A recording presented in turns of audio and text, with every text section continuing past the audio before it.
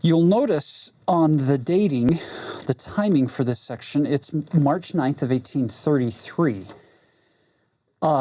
Joseph began translating or adapting passages in the Bible starting in June of 1830. So this is the time when he has now completed it. How does this work? He started originally in the Old Testament back in June of 1830, and as he was working his way through the Old Testament, the Lord inspired him to stop in the Old Testament, jump over to the New Testament.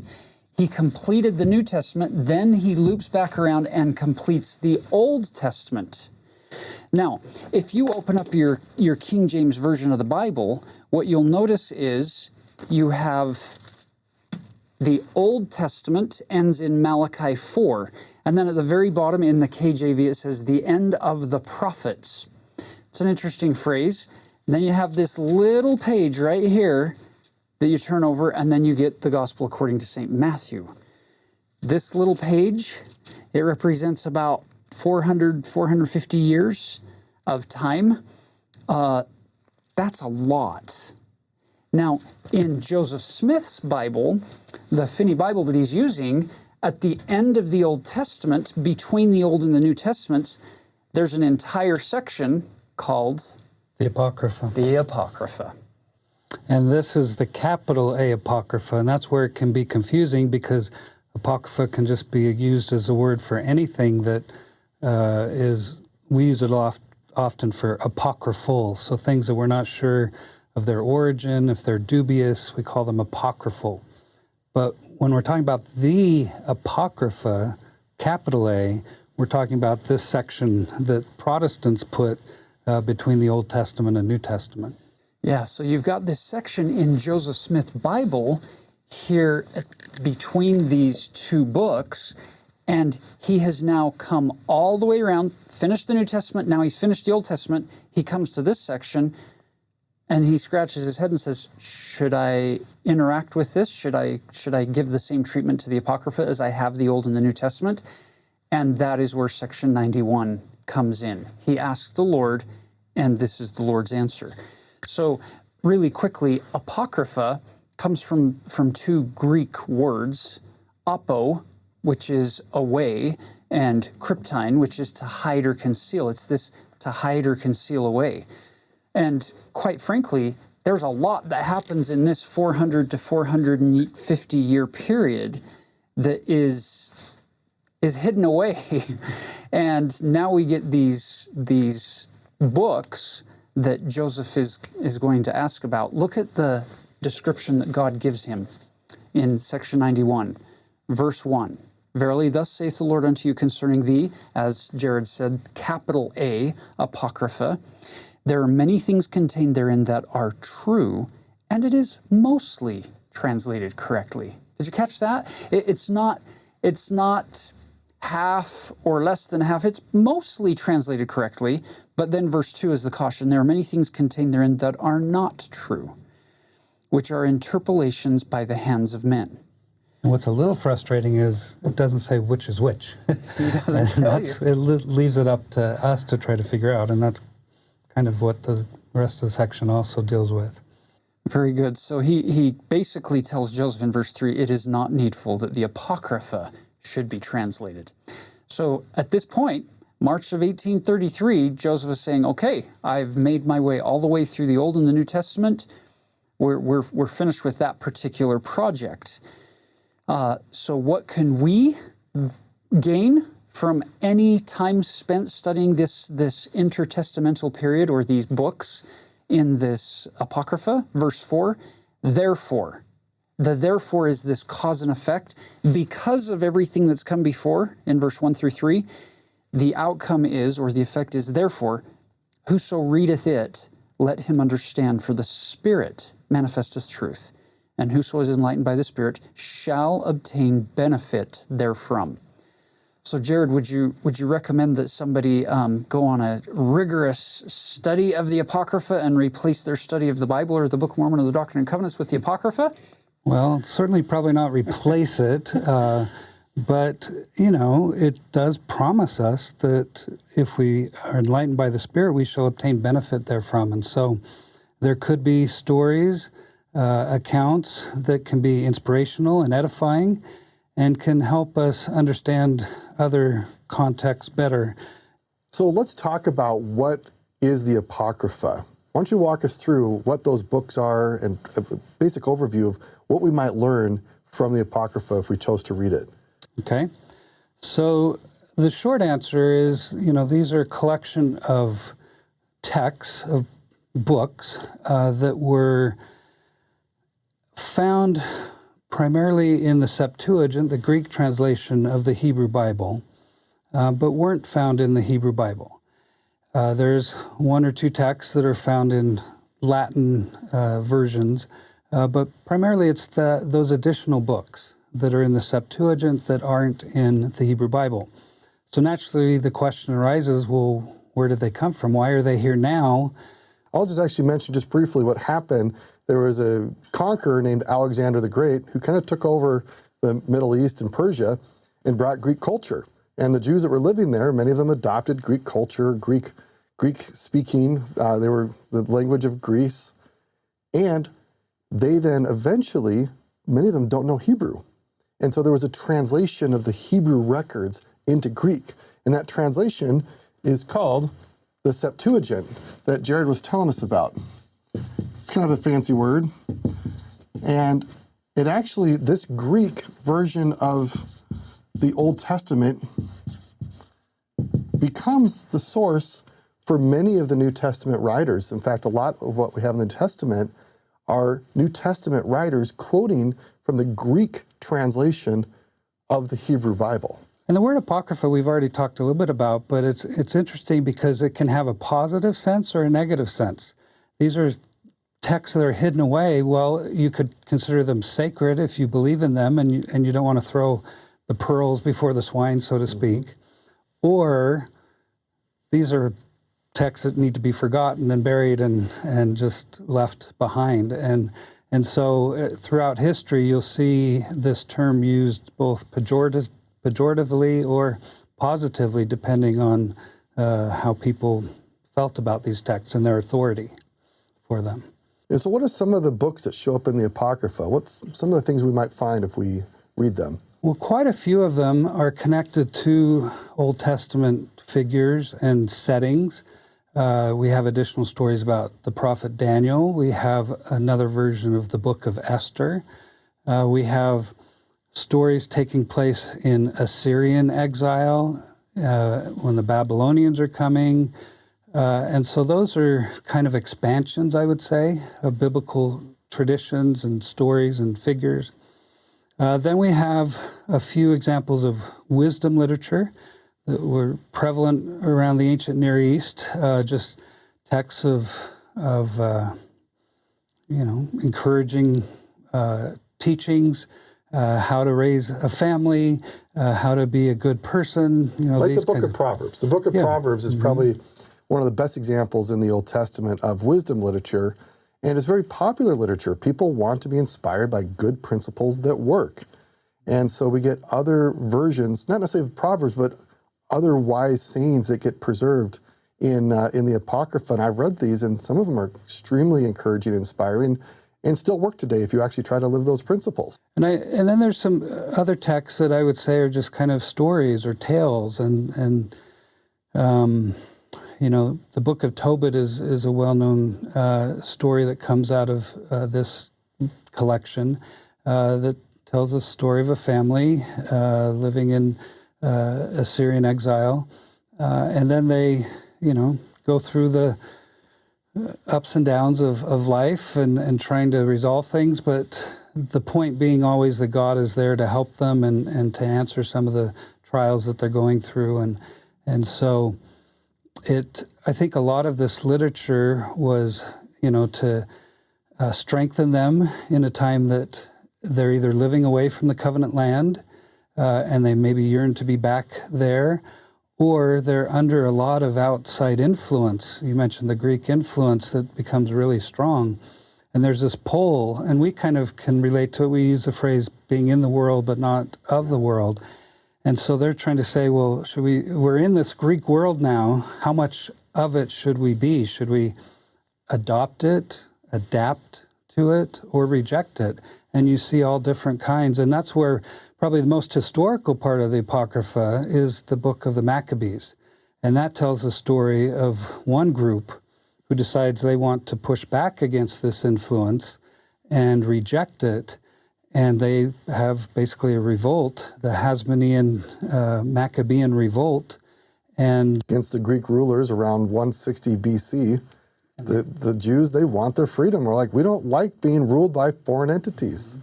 And they win their freedom for about 100 years. You get this incredible story of them finally retaking the Temple Mount and cleansing the temple. Many of you know about Hanukkah. That comes right out of the Apocrypha, the Maccabees. It's a great story. Yeah, this is where we get the institution of Hanukkah and this festival that the Jews still today observe. It's not in the Old Testament. It's here in the Apocrypha, which is somewhat interesting because the Jewish writers who preserve these stories and tales, eventually the Jews decide, because this was all written in Greek, it may be corrupt and so forth. And so they just went back to the Hebrew Bible books, and they rejected a lot of these books as part of their canon. And so you don't see it in their Tanakh, their Hebrew Bible, their equivalent of what we call the Old Testament. But they can't fully reject it because they celebrate Hanukkah and retell the story there.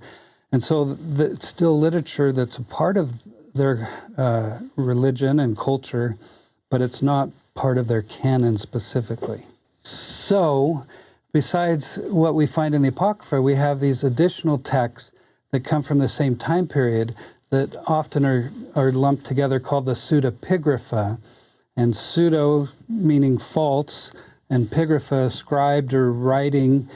So they're falsely ascribed to Old Testament figures when they probably were written much later.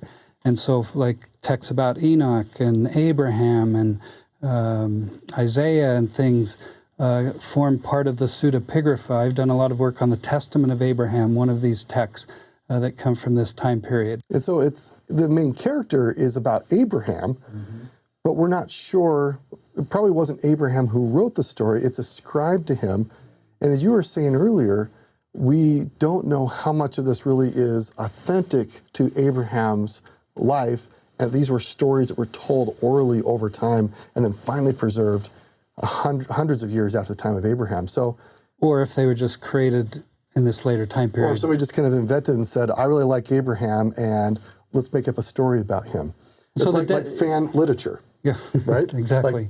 These are people that admired them and maybe wanted to tap into their authority, and so they use their name and tell stories about them, but they maybe have their own agenda or things they're trying to teach.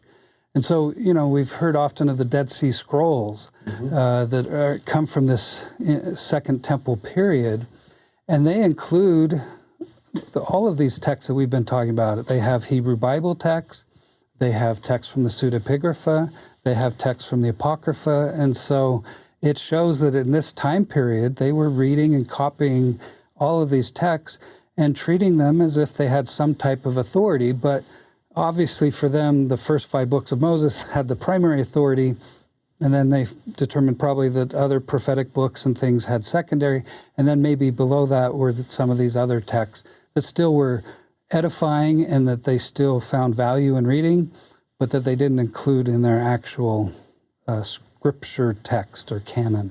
And it's not that different from today. We have a canon. We know what these standard works are, and yet we're also invited to seek after good books. In fact, we will read that in some of these sections that are on the reading list for today, that God wants us to learn from a variety of good sources. It just may be that those other sources never become part of the canon that becomes expected for us.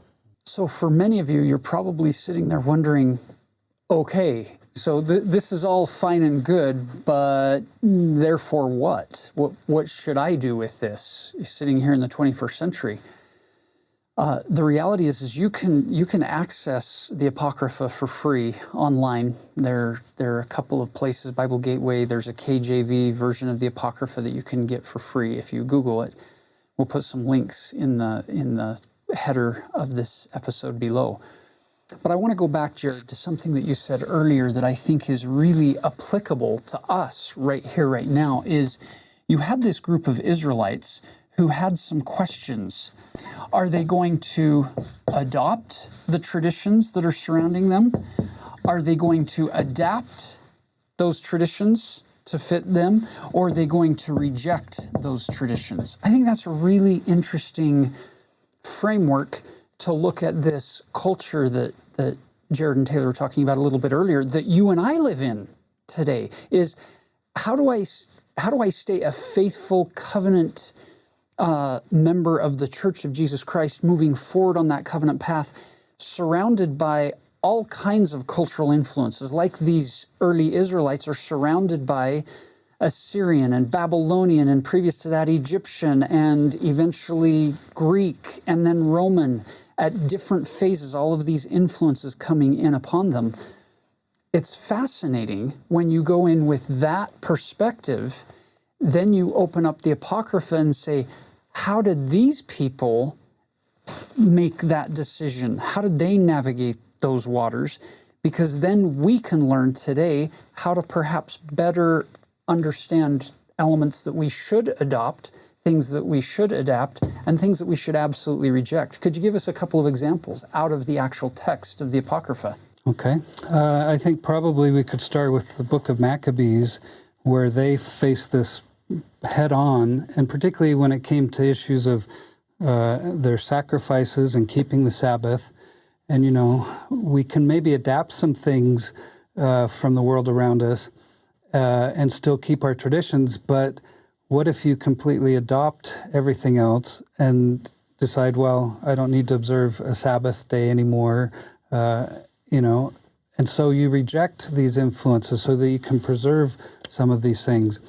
And as a result, some of these who rejected what was being thrust upon them become persecuted. They become mocked and even violently persecuted. And so they have to decide, you know, what are we going to do? And so in 1 Maccabees, the end of chapter 1, verse 62, it says, "But many in Israel stood firm and were resolved in their hearts not to eat unclean food. They chose to die rather than to be defiled by food or to profane the holy covenant.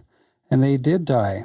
And, you know, I'm not encouraging us to run out and die, but it shows how important it was for them that they were willing to stand by their covenants, even at the risk of these heavy persecutions. And thankfully, we're not in that time period of heavy persecutions. But that's what Maccabees goes on and says, is it relates some of the stories of those who remained faithful, who decided to reject the culture around them. And so, again, we have to decide what is okay that won't change what we fundamentally know we need to be doing to be faithful to our covenants and other things. Maybe another example here, this comes from the book The Wisdom of Ben Sirach, that again encourages us to seek good, to be good. It says, this is in chapter 33, verse 14 and 15. "Good is the opposite of evil, life the opposite of death. So the sinner is the opposite of the godly. Look at all the works of the Most High. They come in pairs, one the opposite of the other." Now, for Latter-day Saint readers, this should ring a bell of Lehi's teachings in 2 Nephi 2 and so forth, that there's going to be opposition in all things, and we need to decide, you know, which side are we going to end up on. And, you know, good is the opposite of evil. There is good and there is evil. And which side are we going to be on? And maybe just one other last example in the story of Judith. She becomes this heroic figure because she wants to withstand this army that's coming and trust in God that he can preserve them. While the elders of the community, who supposedly should be stronger and have more faith in God, are kind of becoming cowardly, and she has to kind of step in and remind them that they need to put God first. And so she says in chapter 8, I'll start in verse 12. Who are you to put God to the test today and to set yourselves up in the place of God in human affairs? You are putting the Lord Almighty to the test, but you will never learn anything. You cannot plumb the depths of the human heart or understand the workings of the human mind. How do you expect to search out God, who made all these things, and find out his mind or comprehend his thought? No, my brother, do not anger the Lord our God. For if he does not choose to help us within these 5 days, and that was the test that they're trying to say, well, if he helps us in 5 days, then we'll do it. But she says, you can't test him like that. He has power to protect us within any time he pleases, or even to destroy us in the presence of our enemies. Do not try to bind the purposes of the Lord our God. And so she steps forward and tries to remind them of the true characteristics of God and how they should trust and rely on him. So there's some great examples of faithfulness I see throughout these stories. Again, in the midst of a lot of trials, influence, persecutions. And so, I think we can learn from some of their examples and try to be faithful in our own way. That's beautiful. Thank you, Jared. It brings us right back to where we started in section 91. There are many things contained therein that are true, and it is mostly translated correctly. And so thank you for helping us understand this Apocrypha and the setting there in that 450 year period.